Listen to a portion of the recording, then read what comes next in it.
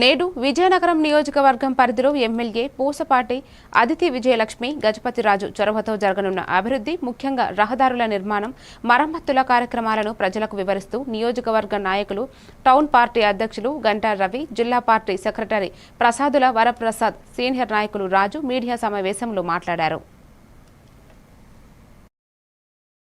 విజయనగరం నియోజకవర్గంలో సుమారు 12 రోడ్లు మరమ్మత్తు గురించి 9.24 కోట్ల రూపాయలు ప్రభుత్వం నుంచి తెప్పించడం జరిగింది. ఈ ఘనత విజయనగరం శాసనసభ్యురాలు అతిథి విజయలక్ష్మి గజపతిరాజుకే చెందుతుందని మరొకసారి మేము విన్నవించుకుంటున్నాం. అలాగే ఈ 12 రోడ్లలో ఇప్పుడు చూసుకుంటే మనకి ఆంధ్రప్రదేశ్ రాష్ట్రం మొత్తం మీద కూడా రోడ్లు వేస్తామని చెప్పిన ప్రభుత్వం ఇప్పుడు వరకు అప్పటిలో ఏ ఒక్క రోడ్డు కూడా మరమ్మతులు చేయని పరిస్థితి. అలాగే అతిథి విజయలక్ష్మి గజపతిరాజు గారంటే అభివృద్ధి ధ్యేయంగా కూడా ప్రతి ఒక్క రోడ్లను కూడా పరిశీలించి రోడ్లన్నీ కూడా మరమ్మతులు చేయడానికి తగు చర్యలు తీసుకుంటున్నారని ఈ పత్రికా ముఖంగా తెలపడం జరుగుతుందండి.